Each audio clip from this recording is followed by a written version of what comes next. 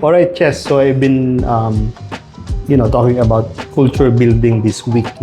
So it's a good time that you're here in the playground because as a, advocate of human-centered design Yes. management, I'd like to get your take about how to improve your company culture or culture building in general.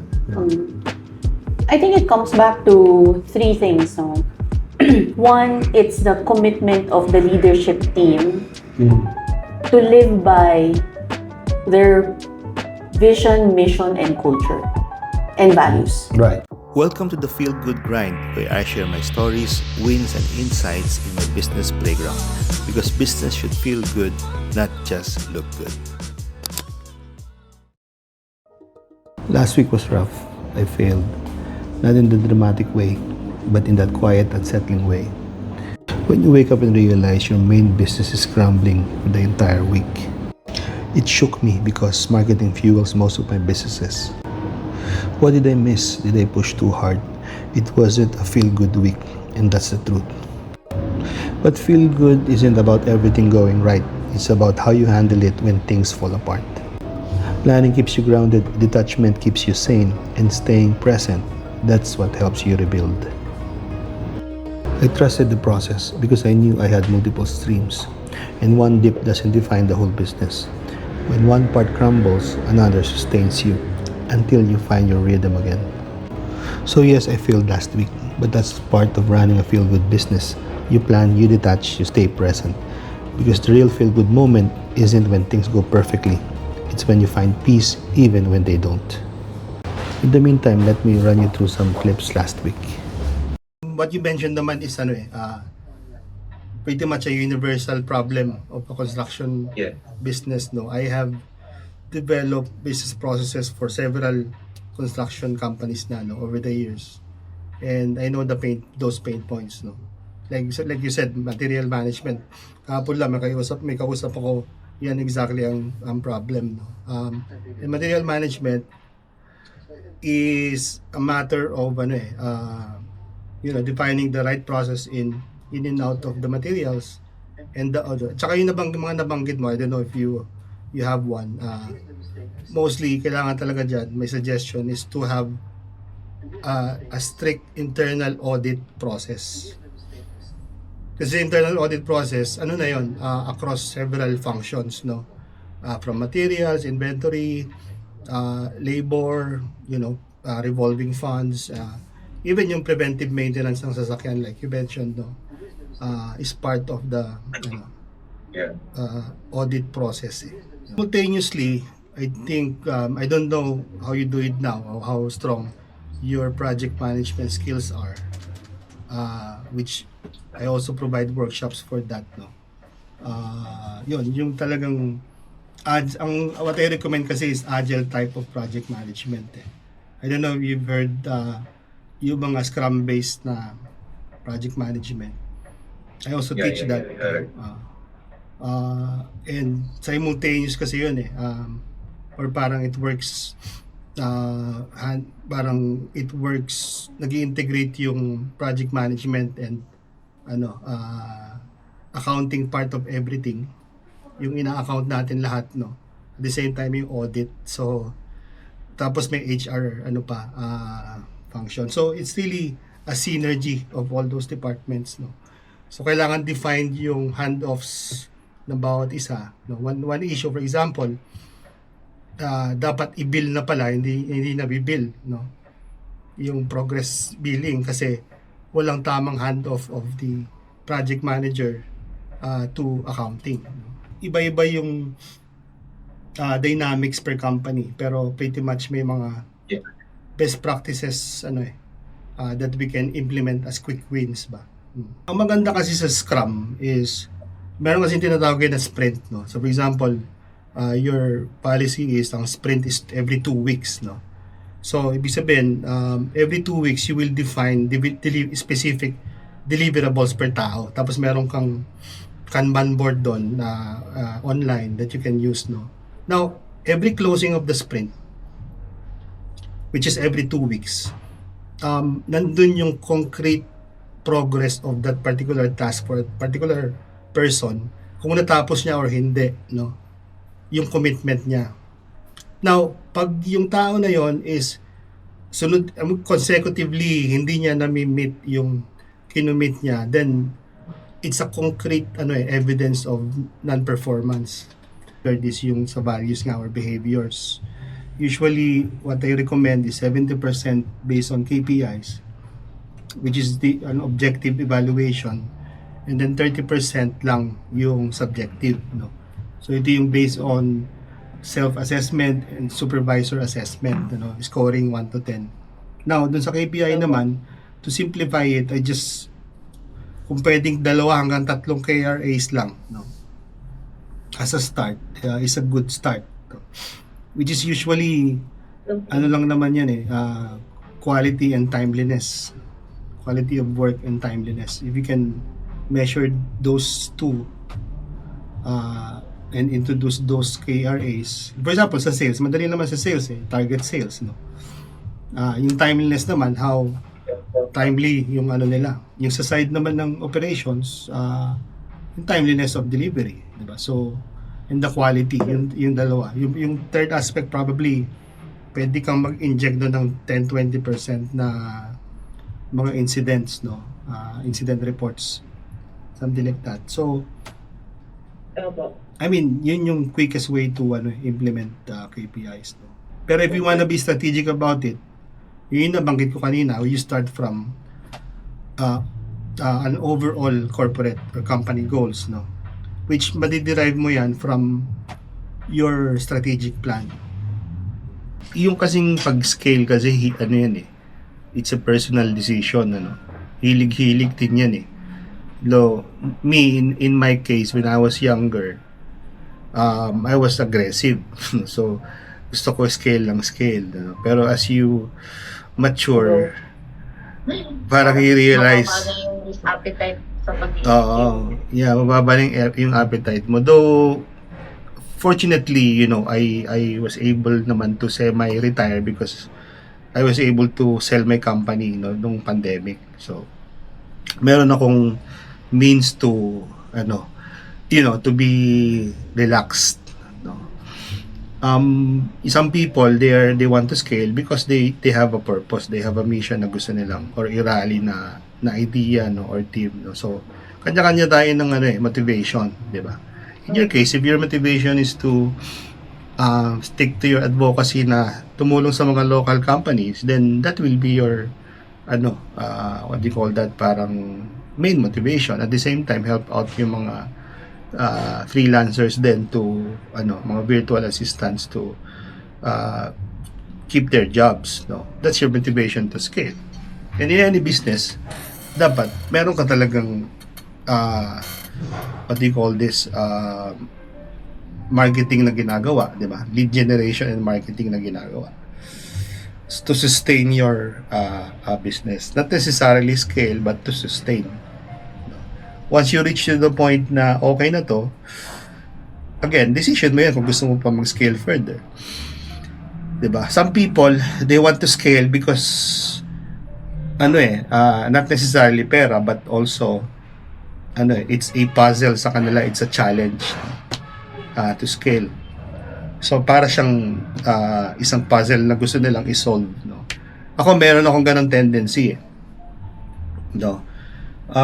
Meron akong konting inclination to scale my personal brand because I am challenged to do it. Like right now, most of my ads is in Facebook.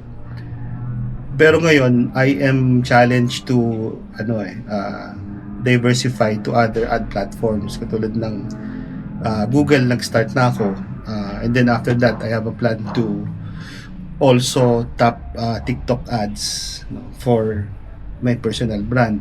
So, pero yun, more of I am puzzled kung paano siya i-unlock. So in your case, look for that motivation, and that will be your daily reason to get up in the morning and execute yung dapat i-execute. At the same time, be vigilant din dun sa like you said, yung tamang process, no? Optimizing your process pagdating sa agency service fulfillment. May mga ways naman or may mga methodology dyan, katulad ng agile methodology. I don't know if you've heard that, agile or scrum methodology, so that maliit yung team mo pero you're able to attend to several clients or projects because you're systematic in terms of delivering your deliverables. So try to research or learn about agile and scrum method. Actually yan yung ini-implement ko across my teams, no. Right now meron akong mga team pa din na virtual. Meron ako sa cybersecurity, meron ako sa software development, and lahat yun parang scrum based ang approach ko, no. So I'm still able to handle multiple projects through that methodology. When it comes to digital marketing, performance marketing, I also have expertise on that.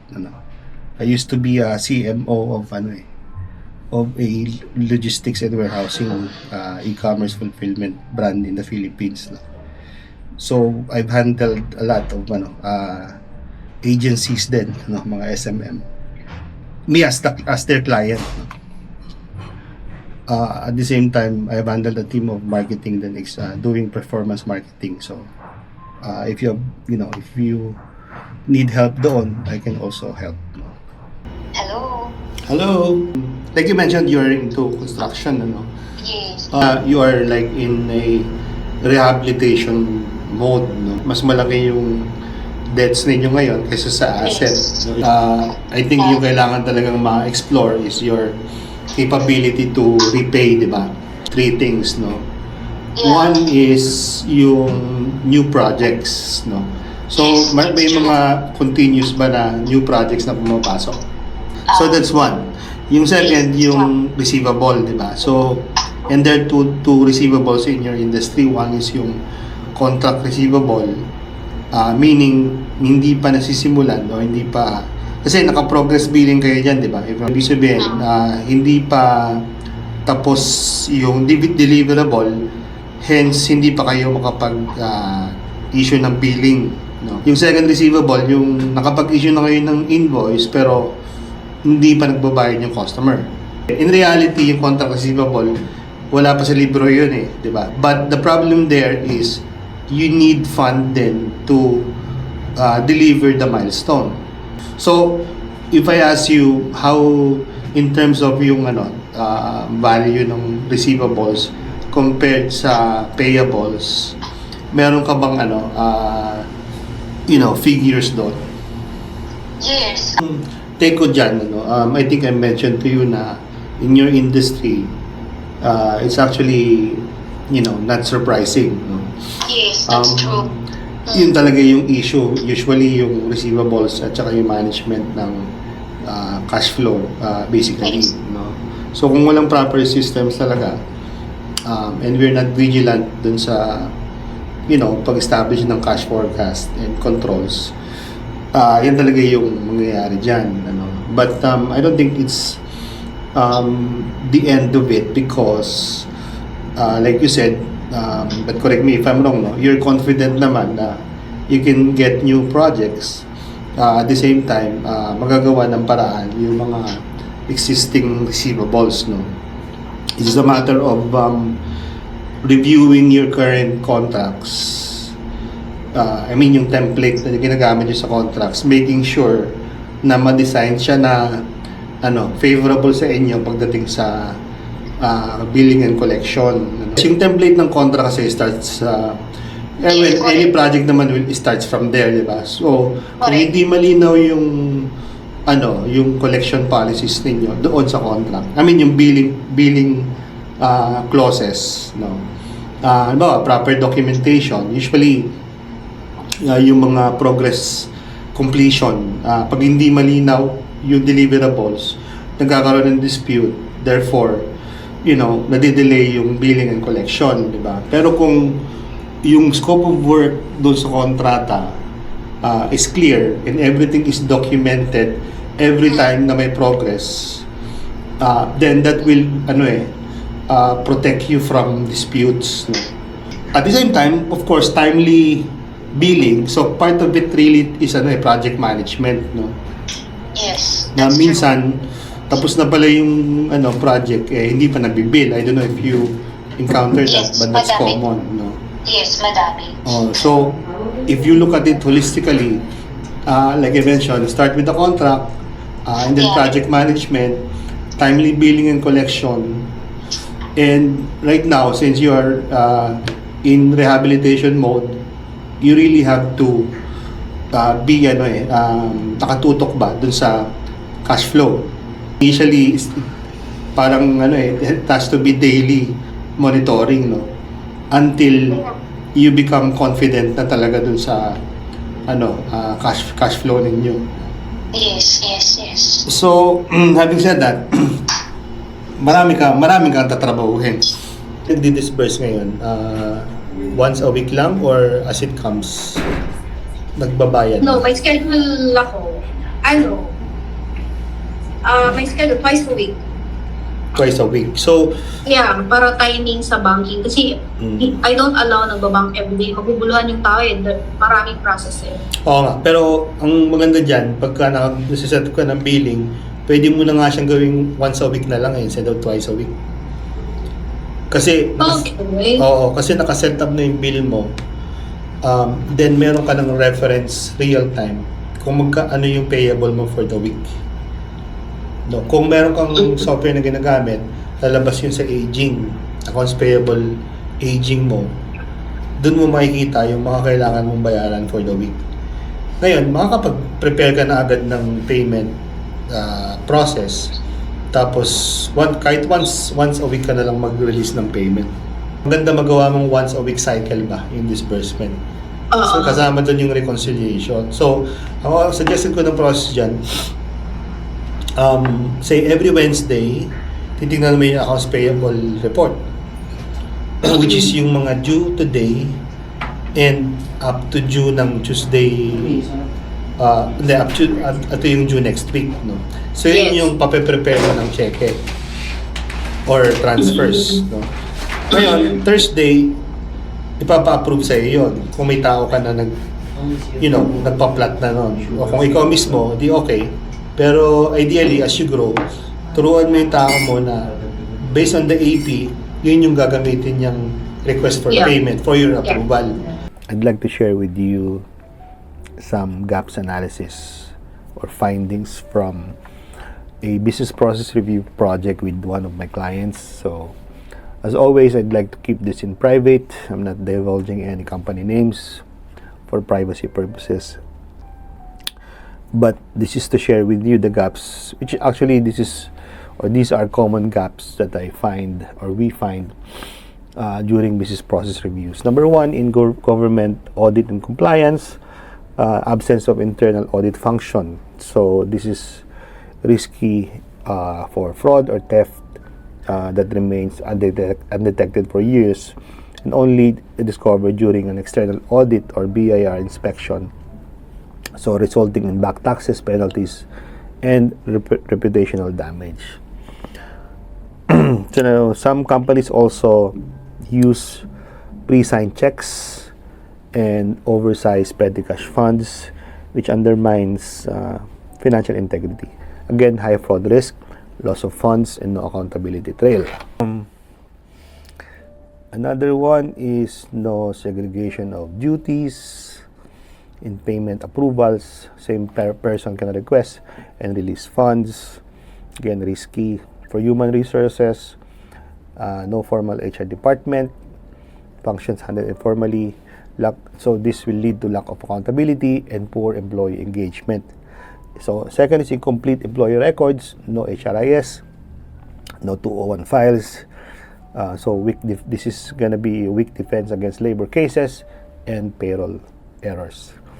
Recruitment is referral based. Onboarding and offboarding is undocumented. So this is this will lead to inconsistent hiring quality and high training costs. No structured training, no career planning or performance management. So employees will fail to meet their targets because they were never formally trained, causing revenue losses. So there's a culture of micromanagement. This limits empowerment, and grievances, disputes are unresolved formally because they don't have a formal HR department.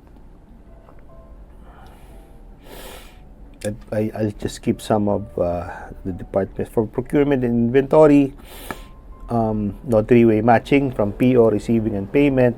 So some purchases bypass PO entirely. So again, a control issue and will lead to fraud. No? So damaged goods not properly written off sometimes remain in the system as sellable. Manual canvassing and approvals, so it's high risk of fraud due to weak documentation controls. For distribution and logistics, no routing and dispatch policies, so trucks leave only when it's 70 to 80% full, causing delivery delays. No fixed delivery routes per truck or per van, so it's assigned based on delivery truck availability. So this will lead to higher fuel and labor cost. Same day delivery requests often decline due to rigid cut-off rules that will eventually turn into lost sales. For finance, no compliance with BIR, weak compliance with the BIR, weak AR monitoring, collections dependent on manual follow-ups. So this will lead to high receivables and cash crunch. Credit terms not consistently enforced, so overdue receivables are not managed. For sales and marketing, heavy reliance on telemarketing, no digital marketing or e-commerce presence. This is going to be missed market opportunities. Customer complaints informal, so handled verbally, no logging or analysis. No logging and analysis, so this will lead to recurring issues never solved. No CRM system, customer database incomplete, so it's going to be a poor customer retention. Alright, so for quick wins for about 3 months, number 1 is eliminate pre-signed checks, reduce petty cash fund or revolving fund thresholds, introduce internal audit, okay, assign interim HR focal person to at least compile regularized 201 files, issue job description drafts, enforce three-way matching in procurement, PO, receiving, and AP and payment. Centralize, for medium term, develop SOPs, engage with external auditors, and controls, and implement control audits. Launch training programs for employees, document SOPs, deploy fleet management system for your logistics, develop digital marketing plans, and pilot CRM implementation. For long term, concretize internal audit function, full compliance framework with different government agencies like BIR, DOLE, Department of Agriculture if you're into agriculture, or DNR, professionalize HR succession plan and training, quality management system or QMS, full automation, implementation of ERP, RFID, and what have you. Of course, strengthening your IT and cybersecurity. That is it. Those are the plans. The next step here is to present this to the stakeholders, and then after that, we will redesign the business process for them and hand it over through a workshop or training.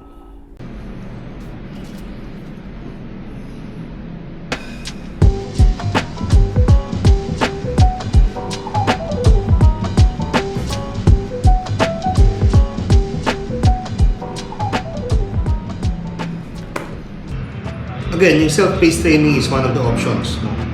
When it comes to, kasi marami kang makikita yan sa mga Udemy, no? Udemy, Coursera, etc. So based on the position, pwede kang Ako, I would suggest na you pick a draft of training modules that you can get from those course platforms, no? Or training platforms, and then you propose it to or to the management if these are okay. Kasi maganda sa mga online platforms na yun, hindi siya ganun kamahal, no? Pero there's something tangible that you can acquire kasi binibili yun per user, no? So at least may tangible tayong investment na binibili for the user. And then some courses meron din siyang quizzes or exams, no?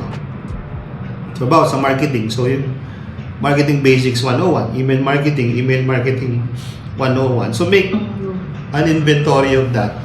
One. Second is another option that you can also propose is your own self-paced training.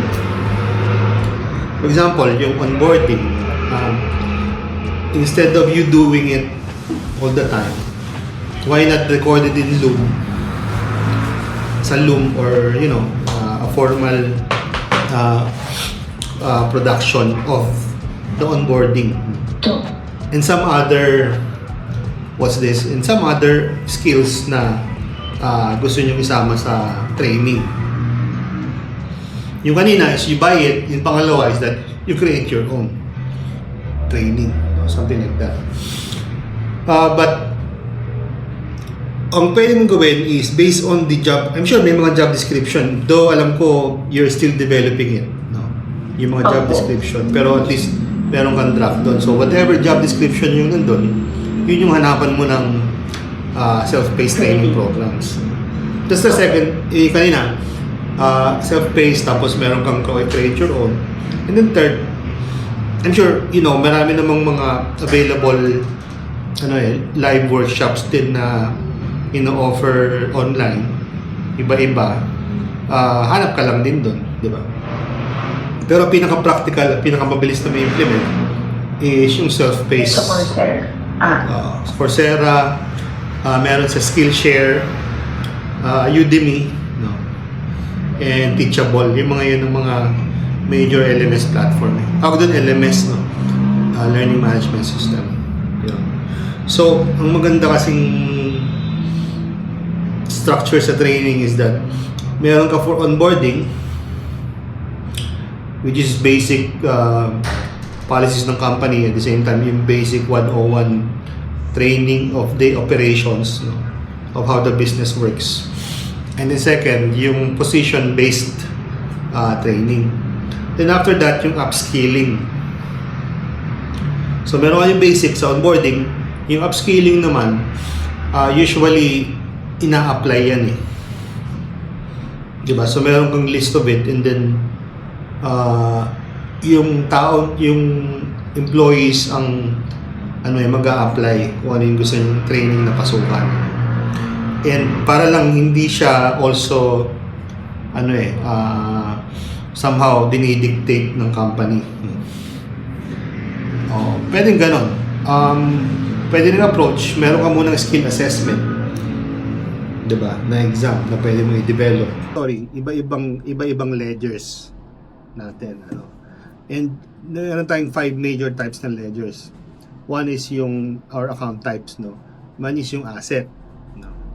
Yung asset, ito yung mga cash on hand, accounts receivable, inventory, prepaid expenses, ito yung advances natin to suppliers, no? Our fixed assets, ito yung mga asset basically, no? Anything na pwede mong ibenta or i-liquidate, yun yung asset. Then yung second type yung liability. So ito ngayon yung mga utang natin or accounts payable, no? Susunod yung equity. Ito naman yung net worth natin, if you naririnig mo sa mga politiko, SALN, Yeah. statement of asset, liabilities, and net worth. Yung net worth, yun yung equity. Kasi Okay. kaya siya net worth because pag binenta mo lahat ng asset mo, then ililes mo lahat ng babayaran mo lahat ng utang mo, yung natira doon, yun talaga yung value mo. Yun yung pera mo, no? Na matitira. Kung ililiquidate mo lahat, no? Kaya ang tawag sa kanya net worth or equity. Okay. Then meron tayong tinatawag na profit and loss account. Yun yung revenue, another account type, and then expenses. Yung expenses, ito yung mga raw materials, labor, salaries and wages, no, administrative expenses, operating expenses. No? So, yun yung 5 major types of accounts. Okay. Now, it's important to know this because every time na may transaction ka, sabi nga natin, purchase journal, cash receipts journal, disbursement, kailangan mong i-identify dito anong naapektuhan na account. Okay. No. So, halimbawa, nag-issue si supplier ng invoice niya. Ang naapektuhan na account doon is number 1, either expense or inventory kasi bumili ka ng inventory. At the same time, may utang ka sa kanya. Yun yung accounts payable. Alright. Minimum lagi doon 2. Dalawa lagi yung dapat na naapektuhan na account. Minimum. Okay. Pwedeng 3, pwedeng 4. Pero minimum of 2. Kaya siya tinatawag na debit credit. Kung may debit ka, dapat may credit ka. So, yun, laging 2 lang. So, Yeah. minimum. Pag nagbayad ka naman kay supplier, ang affected naman na accounts doon is accounts payable kasi nabawasan na yung accounts payable mo, and then your bank account kasi Cash. or cash kasi nabawasan ka ng account. So, technically, that's debit sa accounts payable, credit sa cash in bank. Okay. Similarly, pag nag-issue ka ng invoice kay customer, ang affected na account doon is accounts receivable kasi meron kang singilin, and then credit ka sa sales or revenue kasi nagkaroon ka ng sales, no? Yes. Pag naman nabayaran ka ng customer, debit ka ng cash in bank Cash. kasi Yes. nadagdagan, then credit ka sa accounts receivable, nabawasan na yung AR mo kasi nagbayad na si customer. So, yun yung essence of these things, no? So, that's why bawat isang sa purchase journal, meron kang debit credit Yes. to tell the record na ano yung naapektuhan na account. Okay? So, meron yung notation. Ang audit naman kasi talaga dapat may internal yan. Tapos may external. Opo. Yung internal audit is not necessarily sa accounting lang, but also yung reconciliation and audit of the inventory, no? Reconciliation and audit of the sales, no? So overall na yon. So that's why yung internal audit should be in the back office. Kasi otherwise, kung kaibigan niya yung operations and what have you, then nagkakaroon ng connivance and control issue. Second naman, ang reconciliation is completeness of the data. No? Kasi minsan nakalimutan mong i-encode o kaya naman nasobrahan ka ng encode, no? Parang ganon. So, yun yung nare-reconcile mo usually sa bangko. Meron naman inventory reconciliation, i-check mo yung record mo versus dun sa actual physical inventory, no? Na working trial balance natin is balance, then we are confident na tama yung gagawin nating financial statement, no? So, yung profit and loss is to check kung nag-profit pa tayo or nag-loss tayo for a certain period, no? Yung sinabing period can be for the month, for the quarter, or for the year. Pwede kasing profitable ako noong January, pero February hindi ako profitable. Pero pag pinagsum ko yung January to March, which is quarter 1, profitable ako. Okay. Same thing with quarters, no? Pwedeng quarter 1, usually yan sa mga peak, yung mga seasonal businesses, quarter 4 sila profitable, pero yung other quarters hindi siya profitable. Pero pag pinagsama yung entire year, then profitable siya, no? So dito yun makikita sa profit and loss statement. And again, ang question dyan, for the period of what? It can be for the month, for the quarter, or for the year. Gets? Okay. Ayan. So, yung revenue, yun yung total sales, no? Which is Yes. based on your invoice, net of the VAT, no? Yung VAT. Or any other discounts, no? Yung cost of goods sold or cost of sales, ito yung tinatawag na direct cost. These are the expenses na only occurs kapag meron tayong sales. No, Yeah. for example, yung materials natin that we use for construction, those are cost of goods sold or cost of service. Kasi Yes. hindi ka naman bibili ng materials kung walang project eh. Di ba? Correct. So, yun. So, yung difference nun is called gross profit. Alright. So, yung operating expenses naman, these are expenses na fix. Yeah. Ibig sabihin, indirect expenses. Meaning, meron kang project or wala, may revenue or wala, meron kang operating expenses. No? Correct. So, yun yung mga salaries, rent, utilities, marketing, whatever. Then, the balance, Fixed cost siya, di ba? yeah, fixed expenses or cost. No? So, yung difference nun, ito yung tinatawag na net profit. No? Yung iba, binibreak pa yan into EBITDA. I don't know if you've heard of that. Yeah, I understand. Earnings before interest and Taxes. taxes and depreciation. Ano? So, pero meron namang mga presentation na kasama na yun sa operating expenses. No? So, yung layout ng mga profit and loss, meron ding minsan yung year on year comparison so that alam mo kung magkano yung increase or decrease of your revenue, your gross profit and net profit. Yeah. Okay, so yung balance sheet naman, this is pretty much your financial position. So yung asset again is what you own, yung liability what you owe, ano yung utang mo, and then the equity naman is the net worth. Like I mentioned, retained earnings is the accumulated profit or loss from the time you started. So, ibig sabihin, kung positive yan yung ibig sabihin, nag-earn yung business from the time it started. Pwedeng first year negative, pero yung second year positive na, and subsequent years, no? So, pwede rin naman na negative na siya na accumulated, hindi pa nag-earn yung business, no? Important na meron to because, important na may balance sheet ka again because this is, this defines the integrity of your financials. No? Kung wala kang balance sheet, ibig sabihin, you cannot trust the profit and loss because wala kang reconciliation na ginawa. Yes. Ito yung mga important financial ratios, no? Yeah. I understand those. So, alam mo, gross profit margin, kung ang result nung gross profit margin mo is, say in this case, 60%, ang baseline mo 40 to 50%. Depende sa industry yung baseline, Correct. This example yata is retail, not your industry. So, ibig sabihin, kung more than 50% ka, maganda yung gross profit mo. Financial health. Financial health, maganda yung gross profit. But though, meron ding negative impact yan because you might be losing sa competition dahil masyadong mataas yung margin mo.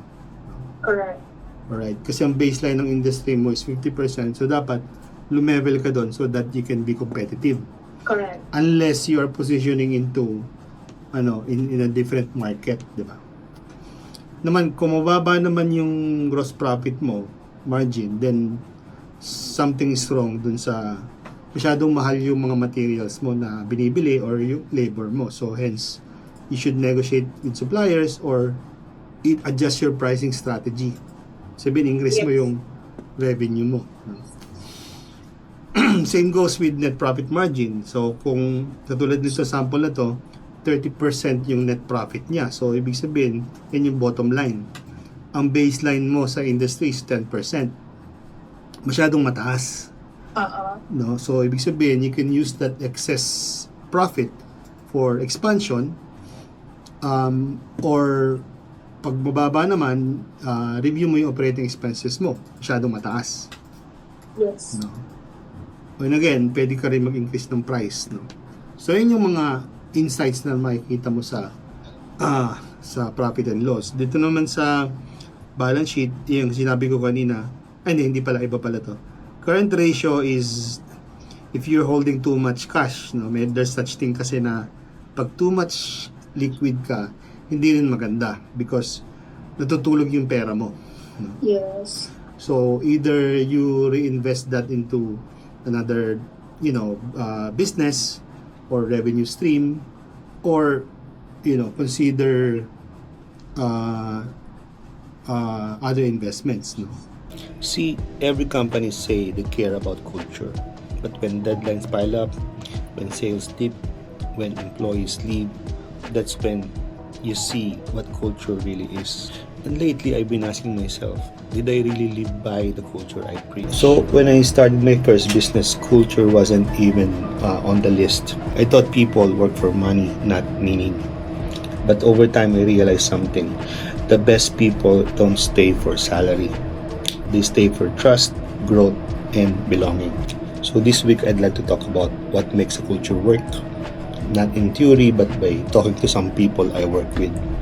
It's not free coffee or ping pong tables. It's communication, consistency, and care.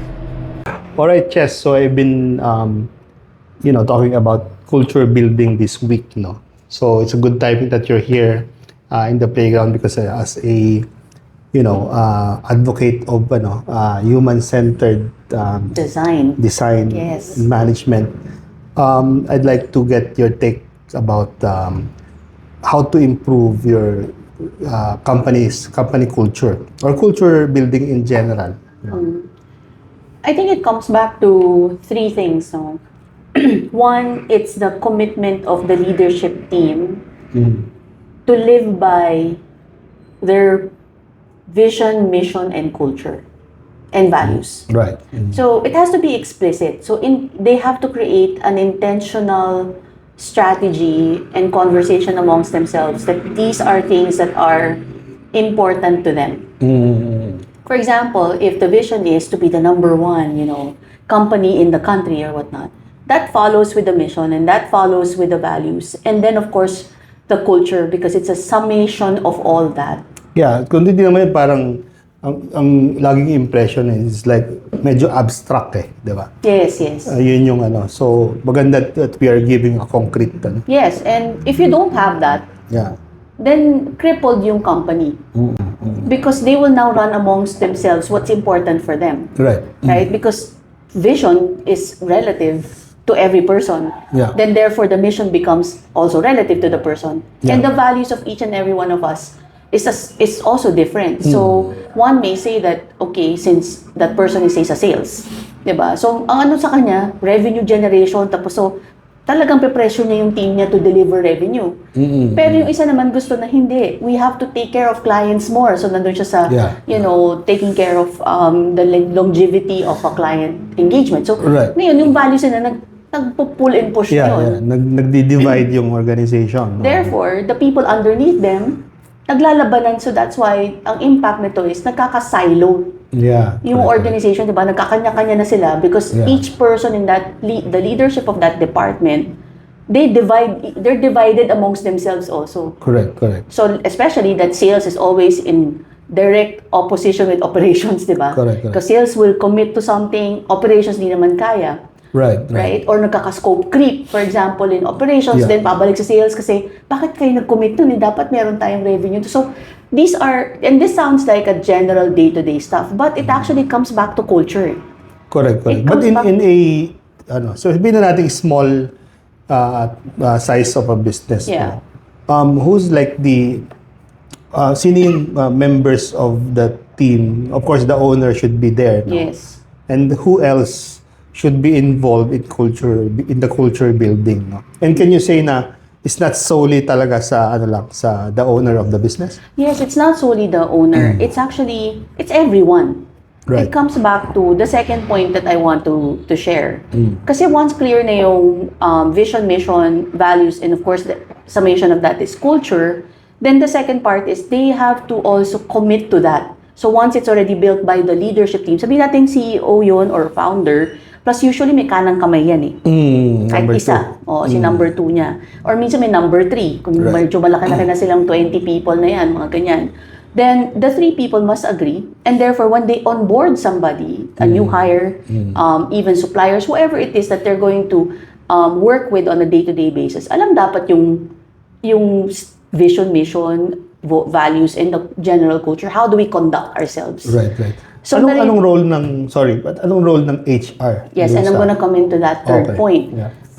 HR, actually, ito yung mga back and forth natin with our clients about people that we consult. People think that HR is a separate person who does all these things. Hindi. Especially when it comes to culture. Culture is built by the founders, the leaders, and all reinforced by HR. Kung may HR sila. Sometimes kasi ang HR, yung founder na rin siya. Correct, Diba? correct. CFO, yung founder. Yung marketing, yung founder, especially if it's small business. But if you have a separate HR person, the person must ensure that they remember, if not memorize nila, yung vision, mission, values ng company. Because every time the HR person conducts herself at work, meetings or whatnot, nire-reinforce niya yun eh. So yung parang, you can say, the keeper or the gatekeeper of that, mataas ang sensitivity niya for people who are out of line Right. or within line. If they're within and understand it, he or she can also acknowledge na, "Oy, thank you, you remembered our vision," or "Yeah, that's our core value is say teamwork." So that Pero definitely. yun yung challenge di ba? It's easier said than done, But as an owner, who's the person who defined the purpose, mission, and core values, how do you get the buy-in from your people or from your HR in your direction or your purpose? Yeah. In the same concept of human-centered design, dapat talaga may constant commitment ka dun eh. You discuss it in town halls, especially when you have general meetings about what's going on in the business. Pag nagkaka-one-on-ones, nire-reinforce yun. Right. Whether one value yun, such as teamwork or collaboration or respect, whatever it is. When you discipline people, you come back to the values eh. You come back to, hindi tayo pwedeng ganito kasi ang mission natin ganyan. So nire-reinforce mo siya in daily conversations and communication because you have a plan. You have a big picture in mind and here's how we should be behaving in Right. order for us to achieve that. Now again, it's easier said than done. Ano ba yung mga challenges? When there are people who are left unchecked, meaning they behave that way, tapos hindi binabalikan ng owner kasi natatakot yung owner na mapagsabihan nitong employee na to kasi baka mag-resign. Yung mga ganong dangers, and that's dangerous. First of all, hindi tayo pwedeng empleyado natin as an Right. owner. So yung perspective and mindset na yun must change. And when I say that, I always advise our clients, diba, na you're the owner. And it's okay to be the boss. Now, if you lose this person, then yung kaba ka, that means hindi ka prepared. Yeah. So, Or yun nga, hindi sila fit dun sa culture or sa yeah, organization. tapos hindi fit. Pero pinagpipilitan natin kasi technically, nagagawa naman yung trabaho. Pero hindi na maganda yung ugali. Right. But what would be more, and this is me being, putting on my HR hat na, first of all, mas madali na magturo ng tao kaysa ayusin ang ugali ng tao. So, I always hire for, you can say, 80% technical skills, but then 100% dapat ang behavior niya, meaning met my requirement in terms of culture. Yeah. Kasi, pag matigas na yung ulo to begin with, Yeah. ang hirap mag-progress ng company. Totoo. So, in other words, it's really an effort, a consistent effort to, teach the values, teach the, the purpose. Ang telltale signs niyan, Dennis, is the person's commitment. Yung pag nakikita mo na yung mga tao mo na absent ng absent, late ng late, Right. or yung disengage sa mga activities, yung ayaw mag-participate, these are clear examples that the culture is dying. Right? And Correct. bago pa dapat dumating doon, yung sinasabi ko ang early warning system or EWS na tinatawag natin sa HR, na ina-arrest mo na siya beginning pa lang. Ito yung reverse ng don't sweat the small stuff. This one, you sweat the small stuff kasi Totoo, yeah. lumalaki siya eh. Right. And then it creates yung tinatawag nating cancer. Yung cancer culture. Because the negativity is unchecked or neglected or ignored, tolerated, then lumalaki siya ng lumalaki. By the time na pumasok na ngayon yung founder to fix it, ang laki na ng problema mo, niisip mo na tuloy, tanggalin ko lang kaya lahat. Di ba may ganon? And that becomes now a very reactive situation where you're now in an urgency to fix it. And sometimes because of that, the owners make wrong decisions. Kasi at the moment na nang mataas na yung problem eh. Correct. So, kaya if you look at it again, kung nangyari na, yes, there are ways, but before that happens, magandang you sweat the small stuff. Right. I mean, don't tolerate problems. Yes. So, in other words, diba? Yeah, Yun. Anyway, so yun. Thank you so much for your Yes. inputs. You'll be in my vlog this week. yes, hi guys. Thank you, Okay, Dennis. thank you. Reza, that was a nice chat with Cheska, but in reality, culture isn't always feel good. There are seasons when people lose motivation or when growth feels slow. And as a leader, you start questioning, is it me or is it them? Or is just part of the process? I realize culture isn't about keeping everyone happy. It's about keeping everyone connected. It's built on feedback loops, mutual respect, and shared growth. When people feel seen, when their ideas matter, that's when culture turns from policy to pulse. If you're trying to build culture in your company, start small. Ask your people what feels broken. Give them ownership to fix it. Culture doesn't come from pricks. It comes from people who care. And the day you start leading with empathy instead of authority, that's the day your company starts to feel alive again. I'm learning this too, every day, because culture starts with a leader. It starts with me.